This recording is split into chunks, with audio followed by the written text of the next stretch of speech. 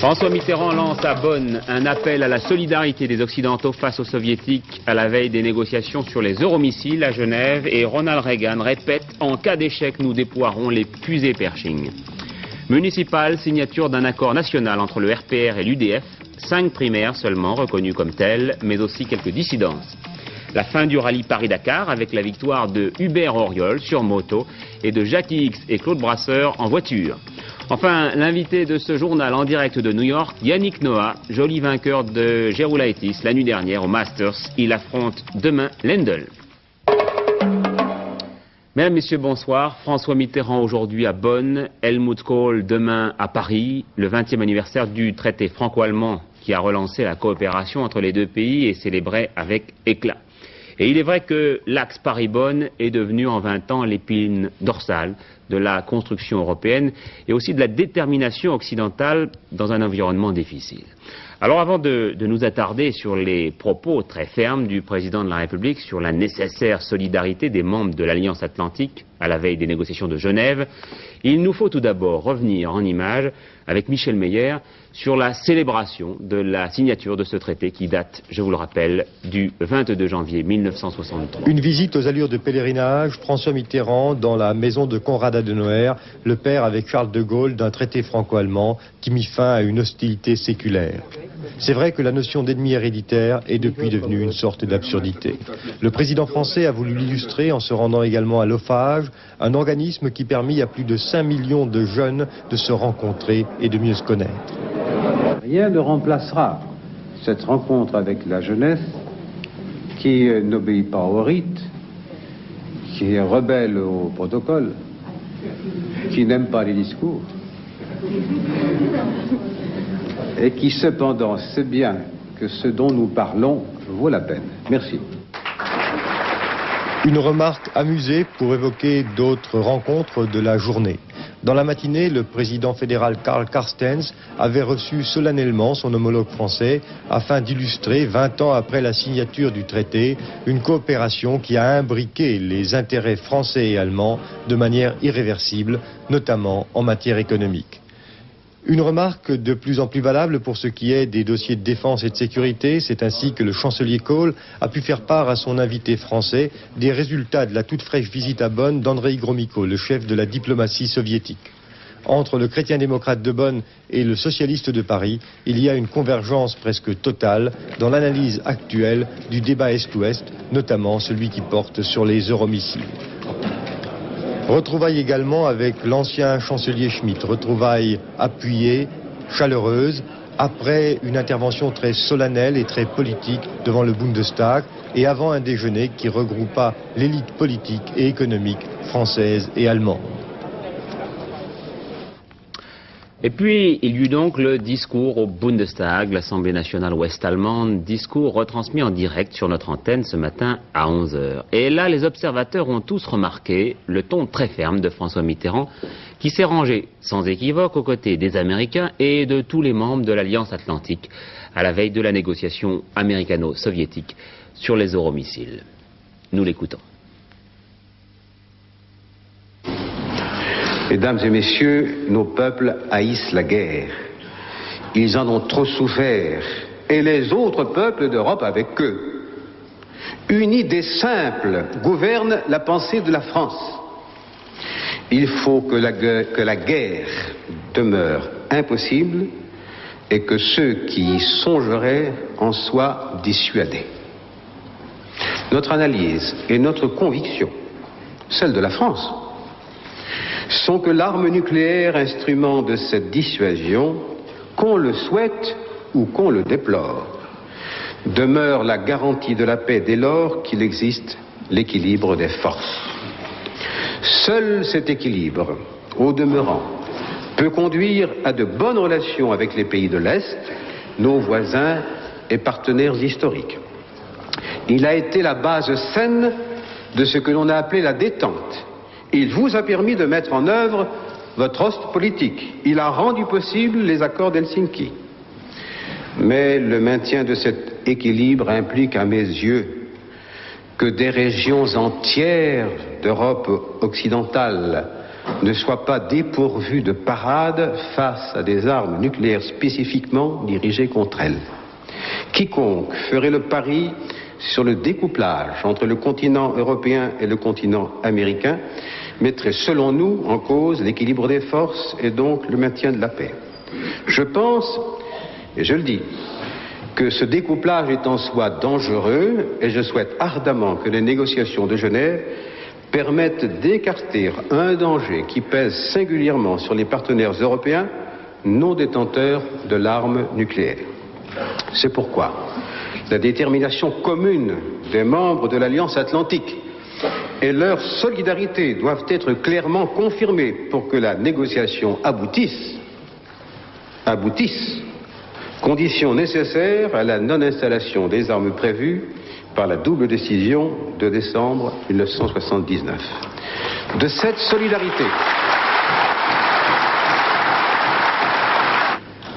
solidarité, la France est, croyez-moi, consciente lorsqu'elle maintient en République fédérale allemande une part importante de la première armée française dont elle étudie précisément l'accroissement de la mobilité et de la puissance du feu.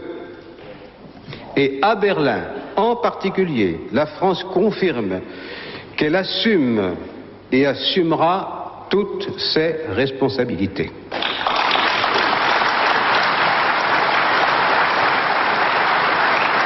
Dans ce discours, visiblement très étudié, François Mitterrand a pris position sans aucun équivoque pour l'équilibre des forces en Europe. Équilibre des forces, ça veut dire qu'on ne laisse pas aux Soviétiques leur supériorité en fusées eurostratégiques et qu'en face de leurs nouvelles fusées, on met quelque chose de comparable, bien entendu, et au passage, François Mitterrand balaye l'idée selon laquelle on pourrait inclure les fusées françaises dans ce calcul d'équilibre. Cela implique donc qu'on pourrait déployer en Europe de nouvelles armes américaines, en particulier les missiles de croisière et surtout les fameuses fusées Pershing 2 qui seraient basées en Allemagne. Et le poids de ce discours, c'est précisément qu'il a été prononcé en Allemagne même, c'est-à-dire sur le pays qui se divise actuellement sur l'utilité ou sur la nocivité de ces fusées Pershing 2. Ce faisant, François Mitterrand a apporté un renfort à la position du chancelier allemand, Helmut Kohl, un renfort pas négligeable du tout, parce que le franco-allemand, c'est important à Bonn. Et puis, il a contredit le leader social-démocrate, M. Vogel. On pourrait ajouter d'ailleurs que du côté de l'opposition française, cette fois, M. Chirac a pris des positions assez proches sur ce point de celles de M. Mitterrand, tandis que Valéry Giscard d'Estaing était beaucoup plus réservé sur le thème « Ne donnons pas de conseils aux Allemands ». En tout cas, M. Mitterrand, lui, a pris, je le répète, position d'une façon particulièrement construite et structurée. Presque au même moment, Andrei Gromyko, de l'autre côté de la frontière entre les deux Allemagnes, lançait à Berlin-Est une nouvelle mise en garde contre le déploiement des fusées américaines Pershing en Europe occidentale et particulièrement en Allemagne de l'Ouest. Et puis tout aussi simultanément, le président Reagan réaffirmait son attachement à l'option 0 dans les négociations sur les euromissiles. Attention, a-t-il bien répété, si ces négociations de Genève n'aboutissent pas, nous déploierons comme prévu nos fusées Pershing. Un mot encore sur les relations franco-allemandes pour vous dire que paradoxalement la France a aujourd'hui enregistré son plus important déficit commercial avec l'Allemagne de l'Ouest, 38 milliards l'année dernière. Michel Joubert a dénoncé les obstacles administratifs mis en place en Allemagne. En revanche, les relations culturelles se développent beaucoup, à preuve cet ensemble de 6 films présentés aujourd'hui outre-Rhin, 3 Français, 3 Allemands, tous mis en scène par des réalisatrices. Cela s'appelle Les filles héréditaires. Enfin, ce sondage réalisé par les Allemands en France, il paraît que nous considérons nos voisins comme propres surtout, travailleurs, ça beaucoup, polis, généreux, mais qu'en revanche nous estimons qu'ils parlent trop fort et que ce ne sont pas des amants extraordinaires. Enfin, qu'est-ce qu'on en sait ? Puisque nous parlons sondage, abordons la politique avec cette enquête qui nous révèle que pour 57% des Français, l'opposition n'a pas changé depuis le 10 mai 81. Et que pour 43% d'entre eux, elle représente le passé plutôt que l'avenir, 33% estimant le contraire. Une opposition qui veut en tout cas montrait son unité. Ces deux grandes composantes, l'UDF et le RPR, viennent de signer un pacte pour les élections municipales. Seules 5 primaires reconnues comme telles dans les villes de plus de 30 000 habitants, mais il y en aura d'autres, indépendantes du souhait des états-majors nationaux. Jean-Louis Le Senne. Première chose à dire, l'UDF et le RPR, dont les délégations se sont rencontrées aujourd'hui, ne pouvaient qu'entériner un certain nombre de désaccords dans 5 grandes villes de France, 5 villes de plus de 30 000 habitants. Lyon, où le RPR Michel Noir affrontera Francisque Collomb, le maire sortant, apolitique soutenu par l'UDF. Metz, où le jeune député RPR Jean-Louis Masson tentera de détrôner l'UDF Jean-Marie Roche. Viennent ensuite La Ciotat, Saumur et Dreux. Deuxième indication pour ces 5 villes, un accord a été signé ce soir entre Michel Pinton et Bernard Ponce pour qu'un code de bonne conduite s'instaure entre les candidats des deux listes, un pacte de non-agression en quelque sorte et de report systématique au second tour des municipales. Troisièmement, malgré leur optimisme, les deux leaders ont volontairement omis de mentionner les villes où les primaires au sein d'opposition seront inévitables. Mais celles-là, disent-ils, ne relèvent pas des états-majors de l'UDF ou du RPR, mais de cas particuliers. Avec Montluçon, Saint-Malo, Aubagne, Mulhouse, Nice, Le Havre, Neuilly, Châtellerault et Strasbourg, on arrive en tout à 14 villes, 14 primaires, sur 231 villes de plus de 30 000 habitants. Ce qui n'entame en rien le moral de l'UDF et du RPR. L'opposition se présentera unie aux élections. Et c'est ce que veulent les Français, c'est ce qu'ils attendent. Nous pouvons donc dire que ce que nous avons fait correspond aux vœux profonds des Français, et à mes yeux c'est un gage de succès pour l'opposition aux élections municipales. Alors ces élections municipales vont être très importantes, et je suis persuadé que le fait que l'opposition nationale aille unie et soudée à la bataille, c'est un gage de succès pour les prochaines élections municipales, et c'est l'assurance que les Françaises et les Français pourront ainsi donner un avertissement au gouvernement. Parmi les sujets de satisfaction de l'opposition, Marseille. Un sondage de l'Express révèle que 38% des Marseillais préfèrent le candidat Jean-Claude Gaudin, UDF, contre 33% au maire actuel Gaston Defferre. Mais quand on leur demande, à votre avis, qui sera élu, eh bien, ils répondent très largement Defferre, 56%, contre 21% à Gaudin. Patricia Charnelet a vécu tout cela sur place. Gaston Defferre peut-il être battu? Cette question est presque sacrilège à Marseille. Elle provoque un certain étonnement et pas mal de doutes parmi la population. Par exemple, sur le Vieux-Port, l'un des bons baromètres d'opinion de la ville, la victoire du maire semble acquise pour ses électeurs. Il est vrai des fidèles de 30 ans, car ils votent pour lui depuis 1953. Il est là, c'est que tout le monde l'a voulu. Même tout le monde, nous, tout le monde. Vous aussi, vous l'avez voulu. Je fais comme le copain, le collègue. L'opposition, elle, commence à croire à ses chances. Elle estime avoir beaucoup d'atouts. D'abord politique.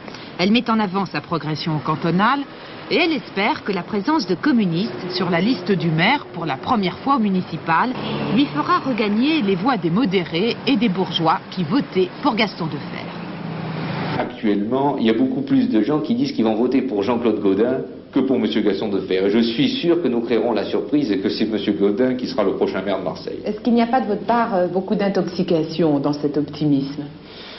Non, je ne pense pas. Il est évident que lorsqu'on est candidat, on a toujours tendance à peut-être s'intoxiquer un petit peu, mais les conversations que nous avons dans tous les milieux, aussi bien dans les milieux bourgeois que dans les milieux populaires, les rencontres que nous avons avec les uns et les autres, nous laissent penser qu'il ne s'agit pas d'une intoxication, mais d'une réalité. Il y a une vague de fond, un courant en notre faveur. Jean-Claude Gaudin, lui, laisse ses lieutenants parler de victoire, car il sait bien qu'il faudrait beaucoup plus qu'un courant pour battre le maire. Reste que ces thèmes de campagne, il est vrai facile, portent bien, avec les dossiers de l'immigration, de la sécurité et du chômage, 3 thèmes qui viennent en tête des préoccupations. Et les socialistes, eh bien, sans redouter vraiment une défaite, ils s'avouent préoccupés par les sondages.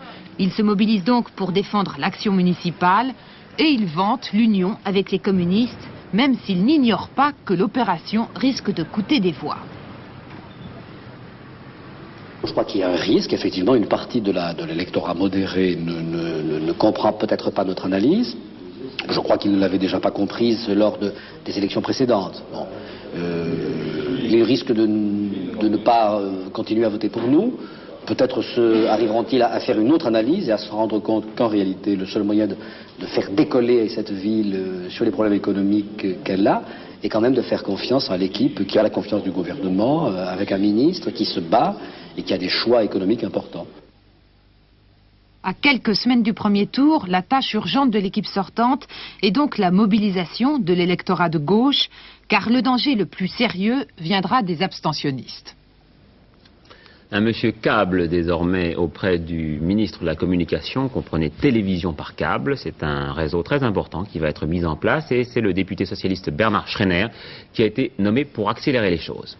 Autre décision gouvernementale aujourd'hui, un plan urbanisme et construction présenté par Jean-Pierre Chevènement et Roger Quillot pour construire mieux et moins cher. Alors voilà qui est alléchant, mais cela est-il vraiment possible? L'exemple choisi par Jean Pézieux dans le Puy-de-Dôme. Pour acheter un logement ici, il faut gagner 23 000 francs par mois. Il y a 4 ans, 16 000 francs suffisaient.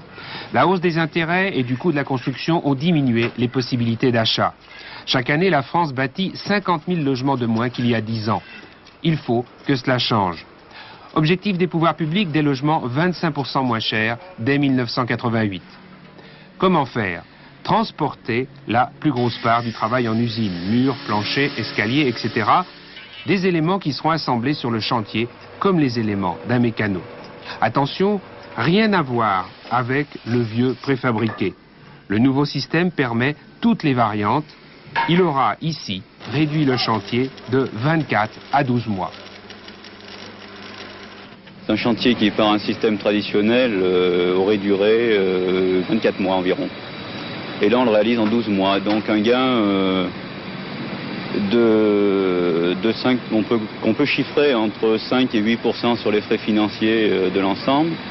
Un gain sur les révisions de prix que l'on aurait donné sur les entreprises sur un an, que l'on peut chiffrer à peu près à 5 à 6% de la construction.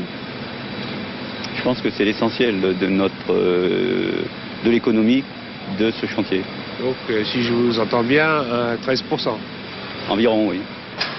13%, on est encore loin du but. Mais d'autres économies sont possibles. Supprimer par exemple le surplus imposé par certaines mairies. Ici, ce sont les propriétaires qui ont payé la voirie publique et les escalators. Sans ça, pas de permis de construire. Résultat, 30 000 francs pour chacun en plus. Et puis, il y a les règlements tatillons de l'administration. Il n'est pas nécessaire de mettre, comme vous avez vu là, des bordures qui sont presque des bordures de trottoir pour limiter entre les espaces verts et les bandes de roulement. On débouche ici sur une dépense de 70 francs au mètre linéaire, mais il doit y en avoir pour 60 000 francs au total. Alors il faut changer ses habitudes et il faut faire en sorte que les services de l'équipement n'en rajoutent pas. Encore une tuile. Le coût de la construction dans les prochaines années va se trouver augmenté de 8% en raison des nouvelles normes imposées par l'isolation thermique. Il faut donc choisir. Ou les pouvoirs publics se décident à marquer une pause dans les réglementations, ou bien ils acceptent une nouvelle baisse du nombre de logements. Henri Krasuki, le secrétaire général de la CGT, demain chez le président de la République. Entre autres sujets de conversation, les problèmes de la retraite. Aujourd'hui, 4e réunion entre partenaires sociaux sur la retraite complémentaire. On n'a, paraît-il, ni avancé ni reculé. Prochaine réunion dans 6 jours. Reprise du travail à Boulogne chez Renault et à Flins, reprise des négociations. Enfin, chez Citroën, production toujours bloquée à Levallois. Et puis une grève plus insolite aujourd'hui, celle de tous les artistes, interprètes, qui réclament à la fois le droit à l'emploi, la profession est très touchée par le chômage, et puis une modification du régime des assédiques. La journée de Corinne Pertuis va vous aider à comprendre leurs problèmes. En fin de matinée, grande effervescence au siège du syndicat des artistes interprètes à Paris. C'est la première grève des comédiens et des musiciens. Il s'agit de la réussir. Nous, effectivement, la France est au 17e rang mondial. Il faut d'abord convaincre les collègues d'arrêter le travail. On est à la traîne, c'est 1 pour 7000 habitants. C'est donc s'il y a chômage, c'est pas parce qu'il y a trop de comédiens, c'est d'artistes interprètes, dit bien, pas comédiens, puisque ça groupe aussi les variétés, tout ça. Et les musiciens aussi, qui sont... Au fil des minutes, la liste des théâtres fermés s'allonge. Théâtre des variétés, hein. Ouais. Des piquets de grève sont envoyés dans les studios de la SFP.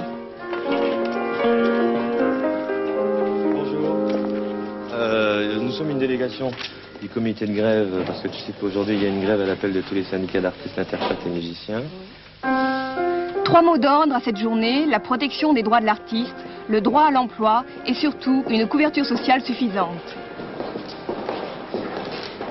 Je ne suis pas né chômeur professionnel, je suis né pour faire mon métier et ce que nous désirons, c'est d'avoir d'abord l'emploi, des garanties d'emploi et bien entendu, si nous n'obtenons pas cet emploi, en attendant, d'avoir au moins cette assistance, provisoirement peut-être, en attendant de travailler. Si on applique ces mesures, les conséquences entraîneront une disparition de à peu près entre 70 et 80% des artistes. Donc c'est grave si on veut conserver un certain potentiel d'artistes français. Ce matin, le ministre de la Culture a annoncé que l'indemnisation chômage des artistes serait améliorée d'ici le mois d'avril.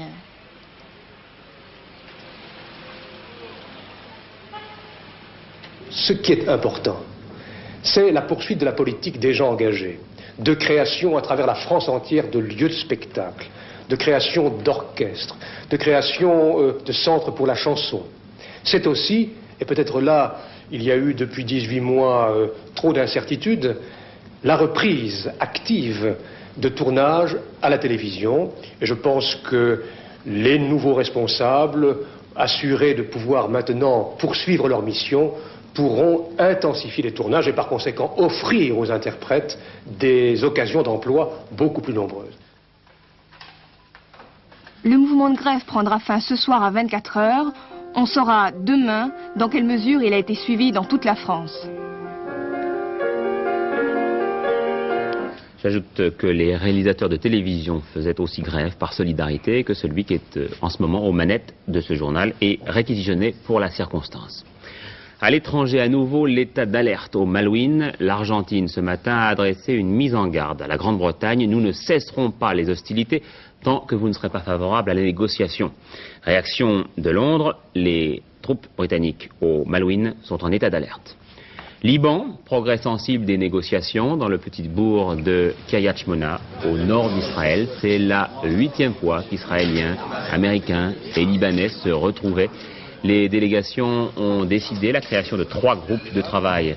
Pendant ce temps, Yasser Arafat, le chef de l'OLP, rencontrait 3 personnalités israéliennes, le journaliste Uri Avneri, ce n'est pas la première fois, mais aussi le général en retraite Peled, fondateur du parti, et l'un des dirigeants du comité de la paix israélo-palestinien avec Yaakov Avenen. Pologne, Lech Walesa et 13 dirigeants syndicaux viennent d'élever une protestation contre l'arrestation il y a 3 semaines de 7 de leurs collègues inculpés de sédition. Et puis il y a aussi cette nouvelle alarmante que le Pentagone à Washington, c'est-à-dire les militaires américains, viennent de nous communiquer. Le satellite d'espionnage soviétique radioactif qui était en difficulté retombera sur Terre entre dimanche 7 h du matin et lundi 21 h. Ils ont même calculé les risques. À 70%, il va retomber dans un océan, ça c'est pas trop grave, à 15% sur le territoire soviétique, à 3% au Canada, à 2% aux États-Unis. Alors j'ai fait le calcul, il reste encore 10% non répartis. Les Américains ne nous disent pas si les 50 kilos d'uranium enrichi peuvent arriver en France ou bien chez nos voisins. Donc restez chez vous dimanche, vous pouvez regarder la télévision la fin des Masters et vous savez que les affaires vont bien pour Yannick Noah qui hier a battu l'Américain Gerulaitis sur son terrain fétiche de New York au Masters. Il rencontrera demain, pratiquement à l'heure du journal, Lendl. Alors avec nous Yannick Noah, vous nous entendez ? Comment ça s'est passé pour Gerulaitis? Ça a été facile dès le début? Vous avez perdu le premier set quand même. Oui, j'ai perdu le premier set, j'étais un peu lent à me mettre dans la partie et ça a marché comme je le voulais à partir du milieu du second set. J'ai commencé à mieux servir, à mieux retourner et ça a été à partir de ce moment-là. Alors est-ce que Lendl est un adversaire qui vous fait toujours aussi peur? Vous l'avez quand même battu il n'y a pas très longtemps à Roland-Garros. Bien, la dernière fois qu'on a joué, en fait, c'était à Washington et il m'avait battu. Mais enfin, la saison passée, j'ai gagné à 2 reprises, en Coupe Davis et à Palm Springs. Mais enfin, ça va être un match quand même difficile puisqu'il a quand même remporté le Masters ici l'an dernier et il a l'air d'être en bonne forme. Mais enfin, on ne sait jamais. Si j'arrive à bien servir, peut-être je créerai la surprise. De tous les maîtres, c'est celui qui vous fait le plus peur? Bien, c'est lui qui a gagné l'an dernier. Il fait partie des favoris avec Connors et McEnroe, oui. Daniel Casal. Oui, je pense, moi, ce que je voudrais dire à Yannick, c'est, personnellement, je pense qu'hier, il a fait le plus dur. C'est-à-dire que c'était son premier contact avec le Madison Square Garden, avec une épreuve quand même bien particulière qui est le Masters, où on joue tout de suite un gros bras. Il y avait certainement un petit peu d'impression, un peu de contraction, un petit peu d'appréhension chez Yannick, et je pense qu'il n'y aura plus cette même appréhension face à Lendl. Bien, effectivement. Oui, au début, je cherchais un peu mes marques, d'autant plus que je m'étais arrêté pas mal de temps, j'ai pris pas mal de vacances. Et c'est difficile comme ça de rentrer en compétition et tout de suite trouver ses marques. Et effectivement, au début, j'étais un peu contracté et un peu tendu. Et puis, il faut dire quand même, parce que Gerulaitis, finaliste l'année dernière, il est passé à 2 balles de match de la victoire. Et l'année précédente, il avait quand même aligné Connors, McEnroe et Borg. Donc c'est un peu, Gerulaitis est ici au Madison Square Garden, dans le Masters. C'est vraiment une valeur, disons une valeur étalon, une valeur test. Et pour Yannick, l'avoir battu, ça ne peut que le mettre en confiance pour la suite. C'est une bonne chose et c'est pour le premier match de l'année, ça me met en confiance. Bon, Yannick Noah, on sera donc tous avec vous demain soir. Ça sera pratiquement à l'heure du journal. Hein. Daniel Casal, vous n'hésitez pas à nous appeler dès qu'il se passe quelque chose au Masters. On vous téléphonera. D'accord. Tous les amateurs de football apprendront ce soir avec tristesse la disparition du Brésilien Garrincha, l'ancien international qui avait notamment contribué à la défaite de la France en 58 en Suède. Il est mort d'une crise d'éthylisme. Et puis la fin du rallye Paris-Dakar avec 3 vainqueurs incontestables chez les motards Hubert Auriol et chez les automobilistes Jackie X et Claude Brasseur. Roger Zabel. Pas de problème pour Hubert Auriol sur BMW qui l'emporte catégorie moto devant la Honda de Patrick Drebeck et la Suzuki de Marc Joanneau. Toujours bien placé au classement malgré quelques alarmes pendant la liaison Alger-Togourt, Hubert Auriol a pris la tête de ce 5e Paris-Dakar un peu avant la moitié de l'épreuve. Depuis, il ne l'a plus jamais quitté, confirmant ainsi son premier succès remporté il y a 2 ans. Catégorie voiture, Jackie X, Claude Brasseur et leur Mercedes ont enfin gagné le Paris-Dakar après 2 tentatives sans succès. Ils précèdent Trossa, Briavoine sur l'ADA, tandis que René Medge et Gillot, provisoirement 3e, viennent d'être disqualifiés pour absence de marquage sur le pont avant de leur voiture. X et Brasseur n'ont pas cependant obtenu le succès qu'ils espéraient. Leur victoire est considérée comme douteuse par de nombreux concurrents, dans la mesure où il a fallu déshabiller la voiture de Jean-Pierre Josso pour permettre aux futurs vainqueurs de continuer. Jackie X a déclaré en manière de reconnaissance qu'il aurait fait de même en faveur de Josso, disqualifié depuis, si ce dernier en avait eu besoin. Sportif mais néanmoins vainqueur, Jackie X et Claude Brasseur n'ont pas pu échapper non plus à la réclamation posée par Pierre Fougerousse, mais cette dernière a été rejetée, faute de preuves. Une trentaine de motos, une soixantaine de voitures sur près des 200 qui avaient quitté la Concorde le 1er janvier sont donc arrivées aujourd'hui à Dakar. Quelques camions complètent le nombre des rescapés, dont celui de Groine, de Saulieu et Malfériol, vainqueur dans cette catégorie pour la 2e année consécutive.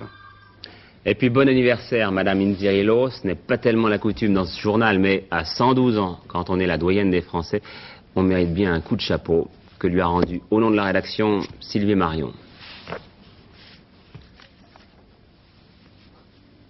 Madame Graziella Inzirino, vous m'avez dit que le secret de votre longévité, c'est le travail. Est-ce que vous pouvez me dire pourquoi? Le travail, ça vous fait oublier beaucoup de choses. Ça vous fait oublier les soucis, des fois qu'on a, les ennuis, et tant de choses. Vous avez travaillé à quoi? Quel était votre métier? J'ai travaillé d'abord comme petite ménagère. Quand je me suis appris à faire la cuisine, c'est la même patronne, je me suis mise comme chef,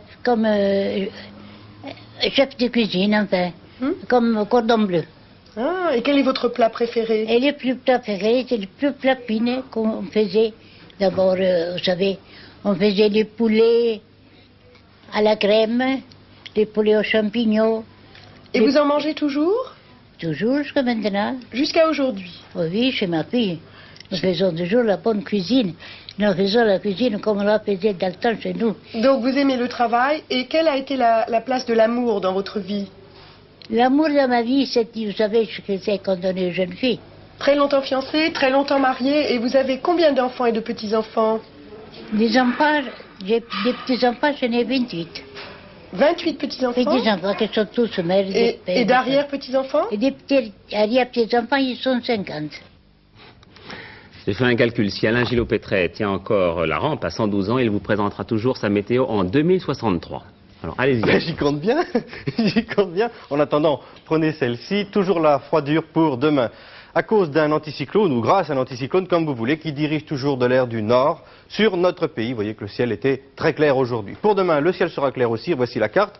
Sur la moitié sud du pays, c'est du grand beau temps, beau, froid et sec. Sur la moitié nord, un peu plus de nuages. Attention, possibilité de verglas demain matin au nord de la Seine et de neige dans l'après-midi sur le nord-est du pays. Pour le week-end, ce sera du beau temps pour le week-end. Les températures, quant à elles, dans le froid, sont en légère hausse. Minimum 3 degrés dans le nord-est, le nord et la Normandie, ainsi que le Cotentin. Maximum 12 degrés toujours à Nice et à Bastia. Moyenne nationale aux alentours de 6 degrés.